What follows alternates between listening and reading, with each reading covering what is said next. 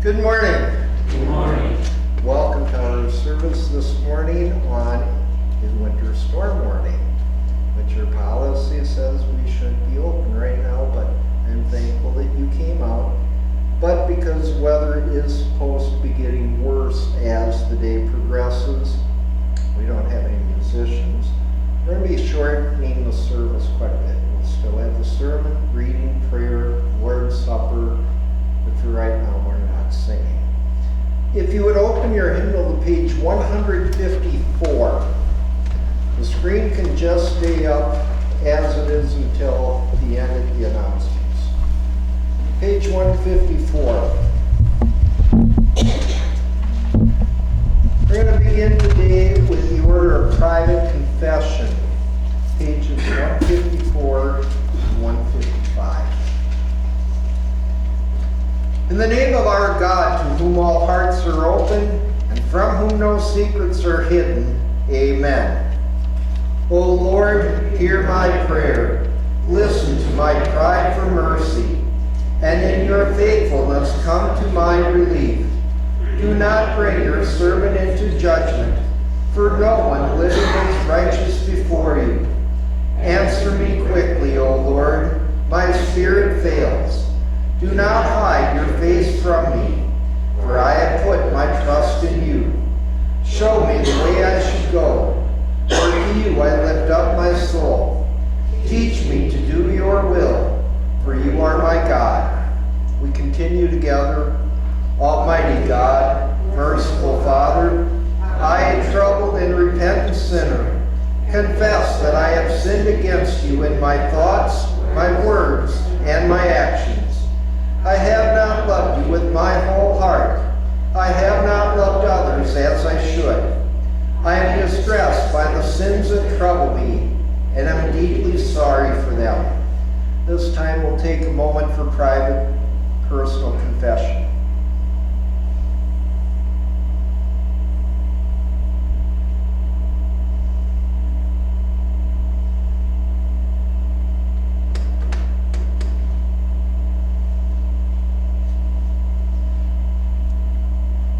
Jesus says to his people, if you forgive the sins of any, they are forgiven.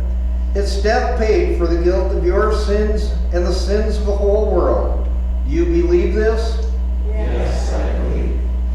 Because of the promise of our Savior Jesus, I forgive you all your sins. Be assured that you are a dear child of God and an heir of eternal life. O Lord my God, I called to you for help, and you answered me. I thank you for the love you have shown me in Jesus Christ my Savior. Through him you have rescued me from the guilt of my sin and given me the peace of forgiveness. Help me fight against temptation, correct whatever wrongs I can, and serve you and those around me with love and good works. In Jesus' name I pray, amen. Go in peace. The Lord be with you. This time we'll move forward. We're going to read the Easter or the Palm Sunday Gospel. I'll let the screen catch up. Gospel lesson.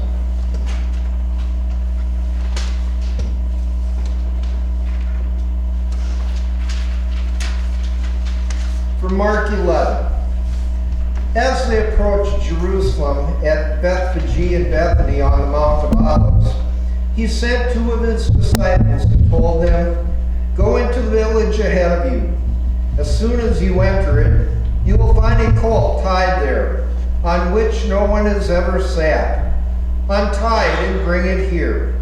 If anyone asks you, why are you doing this, say, the Lord needs it, and he will send it back here without delay.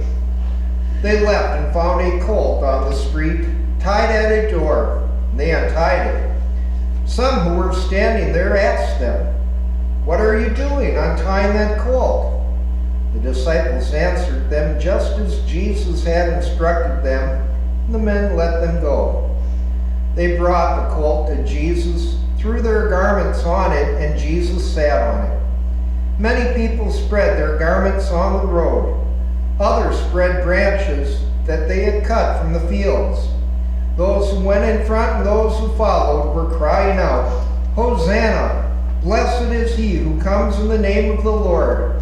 Blessed is the coming kingdom of our father David. Hosanna in the highest." This is the gospel of our Lord.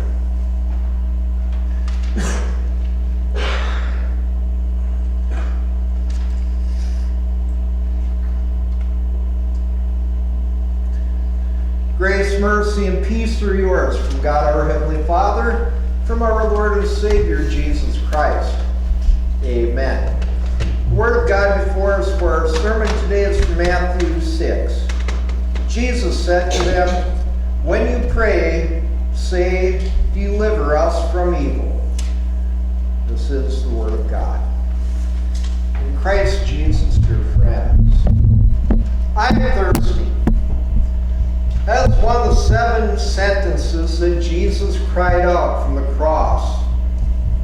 Now, after he said this, the Bible tells us, immediately one of the men ran, took a sponge, soaked it in sour wine, put it on a hyssop stem, held it to his mouth, and offered him a drink.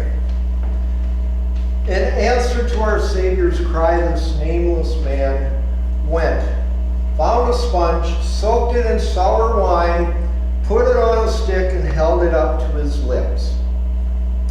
Now, you might be wondering, Pastor, I thought our sermon series was on the Lord's Prayer, and we're up to the 7th petition. What does Jesus needing a drink have to do with deliver us from evil? What's the last petition of the Lord's Prayer? And Martin Luther described it this way in his catechism. In conclusion, we pray in this petition that our Father in heaven would deliver us from every evil that threatens body and soul, property and reputation. And finally, when our last hour comes, grant us a blessed end and graciously take us from this world of sorrow to himself in heaven. In conclusion, Luther says, he says this petition wraps up the Lord's Prayer. For in this last petition we put together all the sorrows, all the temptations, all the troubles we face in life, and take them to God. We ask him to keep evil away from us, or if he should permit it, to give us the grace to endure it. And if he does permit it to come our way, to make it work out for our benefit. And we ask that finally he deliver us from all evil. There's only one way to do that. When we pray deliver us from evil, we're praying to die. That he takes us out of this veil of sorrows to himself in heaven. Now, if you look at it that way, the 7th petition is like a great sponge. Think back to my introduction, a sponge of sour wine to Jesus' lips. In the 7th petition, this sponge is soaking up all the troubles, all the sorrows, all the evils, all the temptations that we experience in life, and we put them on the stick of prayer and take it to our God in heaven. We can do that because the Savior himself has taught us to pray, deliver us from evil. That's the 7th petition. And really, my friends, it is very fitting to look at this as we now enter into what we call Holy Week, for it really brings everything to conclusion. Let us look at, but deliver us from evil. Now, a question could be asked, what is the greatest evil of them all? Some people might scratch their head and say, Pastor, that's pretty hard to answer. There's a lot of evils in this world, and I wouldn't doubt it. God knows there's a lot of evil in this world. There's sickness, disease, pandemics, fires, floods, tornadoes, snowstorms, accidents, crime, violence, you name it. As the stars in the heavens are numberless, as the sand on the seashore cannot be counted, so evil in all of its many manifestations cannot be counted. That's why we call this world a valley of tears, because you learn to shed a lot of them before you're done. This world is full of evil. And yet, can we narrow it down that one evil is greater than all the rest? Yes, we can, because the Bible itself identifies it for us. To get this picture, we need to go to the Old Testament, back to the time of King Ahab and his wicked queen Jezebel. They went through a period where there was a horrible drought. No rain, no dew for 3 full years. You think we've had a dry winter here till today? They had nothing for 3 years. Think what that did to the crops. And yet, who did Ahab blame for the problem? The Lord's prophet, Elijah. In fact, one time when Elijah came to speak to Ahab, he said, "Is that you, you troubler of Israel? You, the prophet of Israel, you're the cause why God's not giving us any rain." Well, Elijah set Abraham straight. He said, "I have not made trouble for Israel, but you and your father's family have. You have abandoned the Lord's command." It's you, Ahab. You've abandoned the Lord's commands. You have sinned and blasphemed often. That's why we have trouble. And there you have the answer to our question, my friend. What is the world's greatest evil? It is sin. Sin is the breaking of God's law. Sin is the abandoning of God's commandments.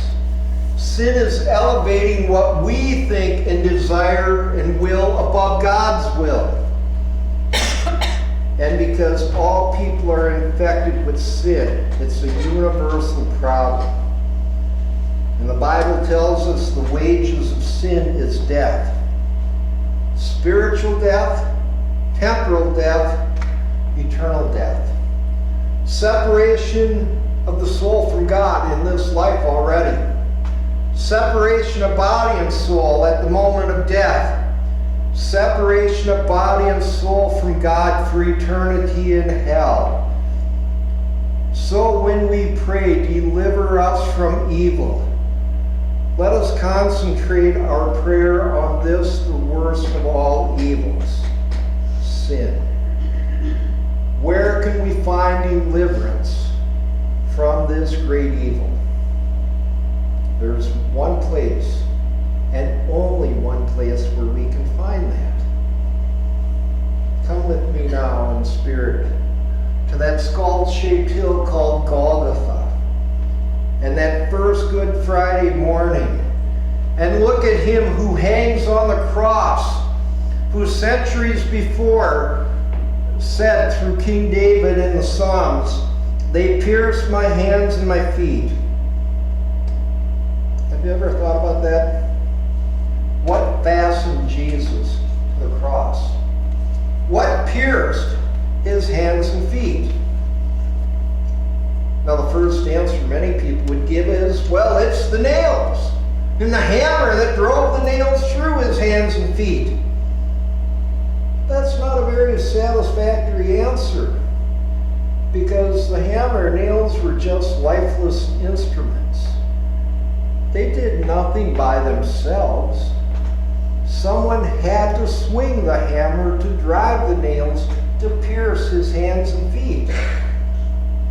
Okay, Pastor, then it's the soldiers' fault that Jesus is on the cross. They swung the hammer. Well, that's not satisfactory either, because they too were just instruments. They made no decisions, they were just following out orders. Okay, so let's go back to the judgment hall. Pilate is the one who signed the death warrant. It must be his fault that Jesus is on the cross. Well, remember that Pilate wanted to release Jesus. He signed the death warrant against his will. Now that doesn't excuse him. There's plenty of blame there. But because he was afraid of the mob, he signed the death warrant. Okay, so it's the mob. The people outside the courtroom shouting out, "Crucify him, crucify him." They're the ones that pierced his hands and feet. That doesn't quite do it either. Because they would not have done that if the religious leaders had not incited them with their scheming. Okay, so it's the Pharisees, the Sadducees, the elders of the people. They were the ones behind it. They were the ones that pierced his hands and feet. Behind the hammer and the nails were the soldiers. Behind the soldiers was Pilate. Behind Pilate was the mob. Behind the mob was the religious leaders. Now we have it, who fastened Christ to the cross. Yet that answer is not very satisfactory. If we really want the answer, what put Christ on the cross, who would know it better than the one who was hanging there himself, whose hands and feet were pierced? Who or what does Jesus say was responsible for putting him on the cross? To answer that, we need to go to the night before, into that nameless upper room in the city of Jerusalem as he's celebrating the Lord's Supper. And as he does it, he tells his disciples, "This is my blood, which is shed for the remission of sins." It was for remission, for the forgiveness of sins, that his blood was shed on Calvary. Had there been no sin, there would be no need for Christ to shed his blood. So to answer the question, who was it that pierced his hands and feet? Who fastened him to the cross? It's your sin, my sin, the sin of the whole world. Our sins were the nails that pierced his hands and feet. Our sins were the hammer blows that fastened him to the cross. Our sins nailed him there. But what kept him there? Certainly, as the Son of God, he could have rescued himself. He could have come down from the cross. There's nothing in us that kept him up there, so it must be something in him. To answer that, again, we go to the night before in the Garden of Gethsemane. The enemies have come and they have arrested Jesus. Remember what Peter did? He drew out his little sword. He's swinging for heads, cutting off the ear of the high priest's servant. And what did Jesus say? "Put your sword into its scabbard. Do you not think I could not call on my Father to send right now more than 12 legions of angels to help me?" Yes, he could have called 10,000 angels to destroy the world and set him free. He could have called 10,000 angels, but he died alone on Calvary. Why didn't Jesus use his mighty power and come down from the cross?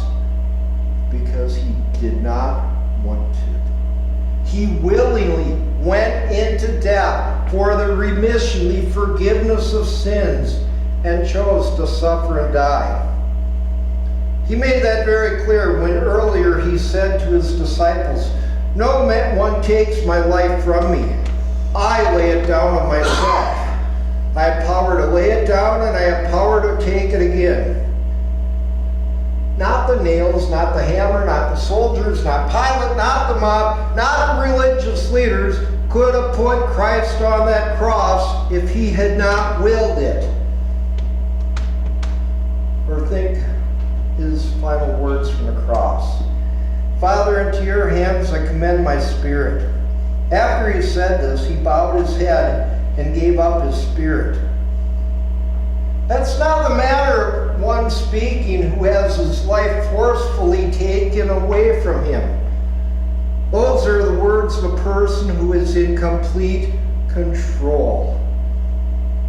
And even on the cross, during the crucifixion, Jesus is in control. He was there because of his great love for us. John would write it this way: this is how we know what love is. Jesus Christ laid down his life for us. Here then, my friends, is the place, the only place where we can find the answer to the prayer, deliver us from evil.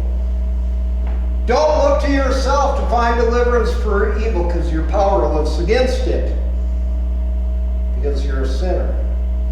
The Bible says everyone has turned away. They have together become corrupt. There is no one who does good, not even one.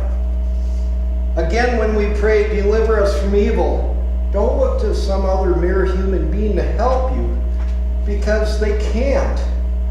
The Bible says none of them can by any means redeem his brother, nor give to God a ransom for him. No, when we pray, deliver us from evil, deliverance from the greatest evil, the source of all other evils, evil of our sin. Let us look to the one and only place where we can find forgiveness, pardon, and peace. Let us look to that green hill far away outside a city wall, where the dear Lord was crucified, who died to save us all. As John would later write, he is the atoning sacrifice for our sins. And not only for ours, but also for the sins of the whole world. Here is deliverance. Here in the blood of Christ is complete, total, absolute forgiveness and deliverance from the evil of sin. With that, there's really only one other question to be asked. How do we take that deliverance from the greatest of all evil, the source of all evil, and make it our own?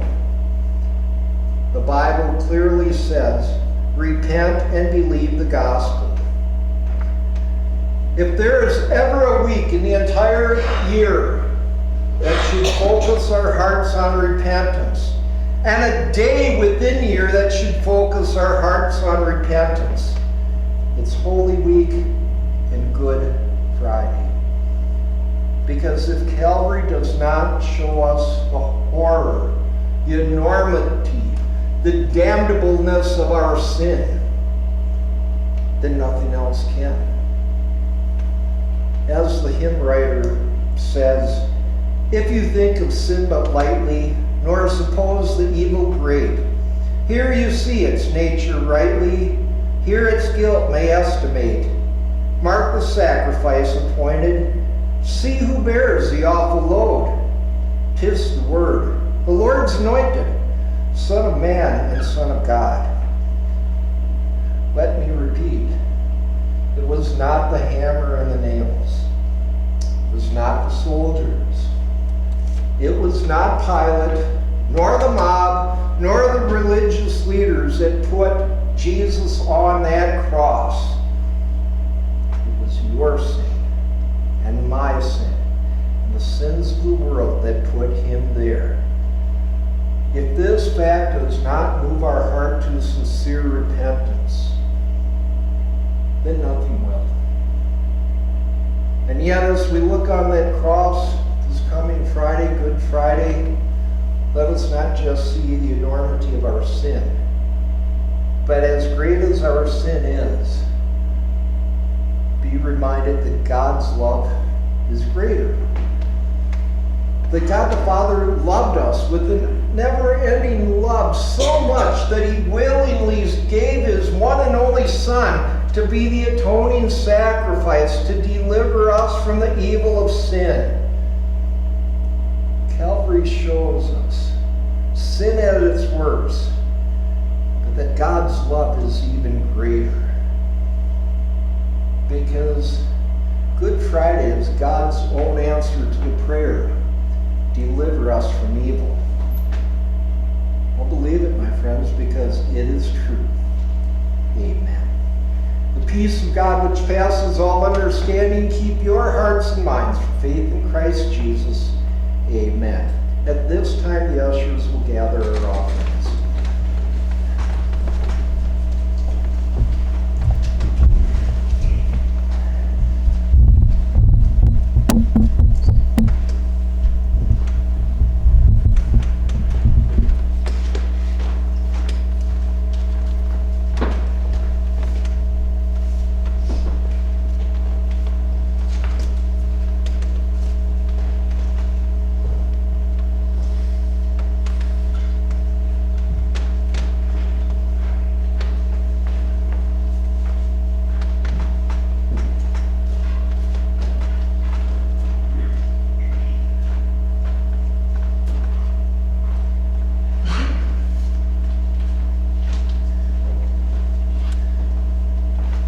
We bow our hearts and hands in prayer. Oh God, Heavenly Father, into your presence we come with thanksgiving and joy. In this holy hour we praise you for sending Jesus Christ, your Son, who for the joy that was set before him endured the cross, scorning its shame. Grant that as we look to him in faith, we may by his example be neither weary in well-doing, nor faint in heart, but rather remind us that just as we partake in his sufferings in this life, so also will we partake of his victorious resurrection in the life to come. O Lord, grant to your church strength and purpose in your holy service, that she may seek with willing hearts the building of your kingdom.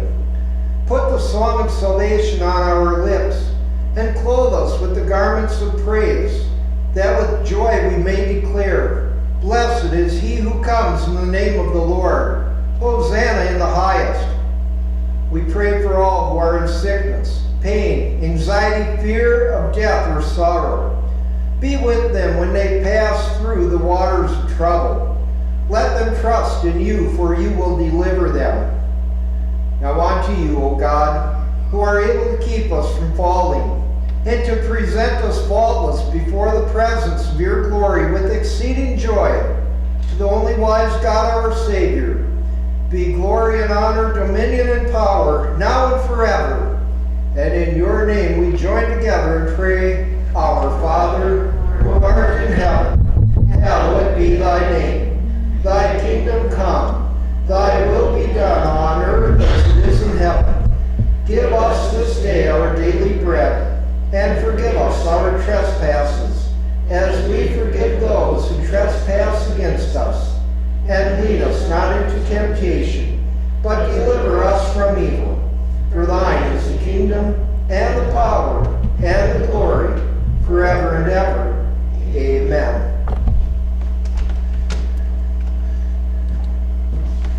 For our communion distribution, today we'll stand in front of the front pews.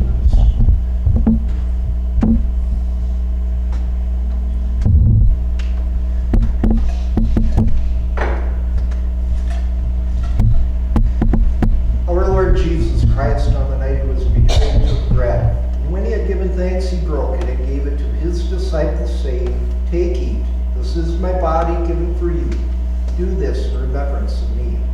In the same way, after supper, he took the cup. And when he had given thanks, he gave it to them, saying, Take, drink from it, all of you. This cup is the new covenant in my blood, poured out for you for the forgiveness of sin. This do whenever you drink it in remembrance of me. We pray, O Christ, Lamb of God, who takes away the sin of the world, have mercy upon us and grant us your peace. Amen. Come, for all things are now ready.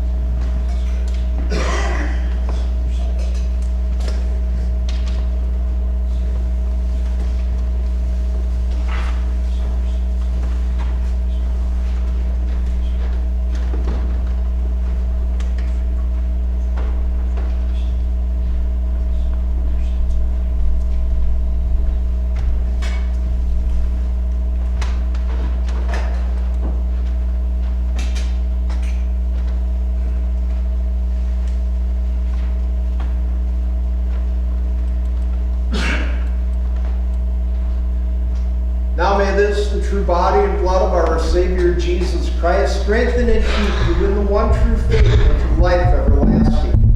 Depart in his joy and peace. All your sins are forgiven. Amen. Let us pray.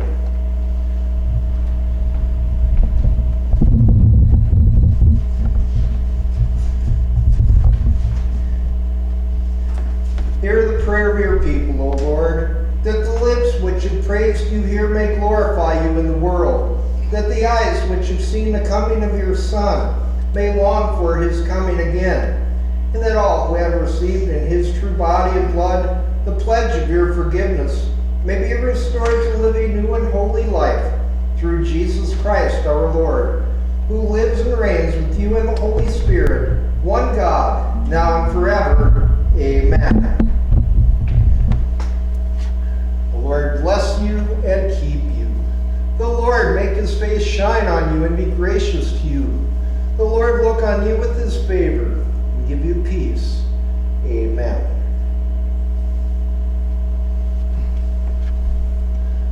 Once again, I welcome you to our service today. I thank that you came out. Again, we do have a policy. We're technically not supposed to be here. But depending which weatherman you listen to, some of them had it coming in at 6 a.m. this morning. Others did have it coming in till later. So I want you to all get home safely because some have said the roads aren't that good. The calendar for this week, I've somehow lost all the formatting on it. Invitation to Bible class tomorrow night at 7. Tomorrow's supposed to be rain almost all day, so the road should be okay. We're looking at haunted houses. And then Thursday, it's Holy Week. You can go to the next slide. Monday, Thursday, or as the new hymnal says, Holy Thursday, because they don't want to talk about what mandatum means, command. We have communion service here at Trinity at 7:30 p.m. On Good Friday, there's a Good Friday service with communion down at St. John's at 4 p.m. or a 10 and grave service here at 7:30. These three services are all different from each other. Next Sunday is Easter Sunday. We begin with the sunrise service at 6:30 in the morning and followed by an Easter breakfast. And then the festival service is 8:30 down at Bear Valley, 10 o'clock here at Lincoln. 8:30 and 10 are the same service. 6:30 is completely different. Next slide. I don't want to put inserts into bulletin on Easter Sunday, so reminder and invitation. The spring LWMS Spring Rally is 2 weeks from yesterday at Grace outside of Goodhue. You can look at the insert and find out all about that.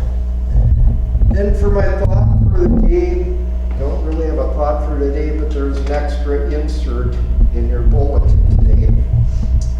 It seems that the powers that be in the state of Minnesota do not like the Constitution of the U.S. or freedom of religion.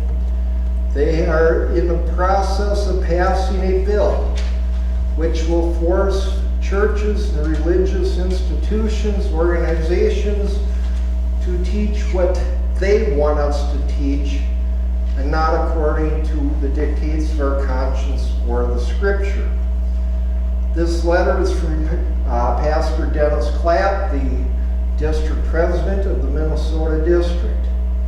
It's an encouragement to definitely pray, call our representatives, and then if this bill actually does pass, pray that the Lord, through our last possibility, the court system, will get it overturned, which it would be.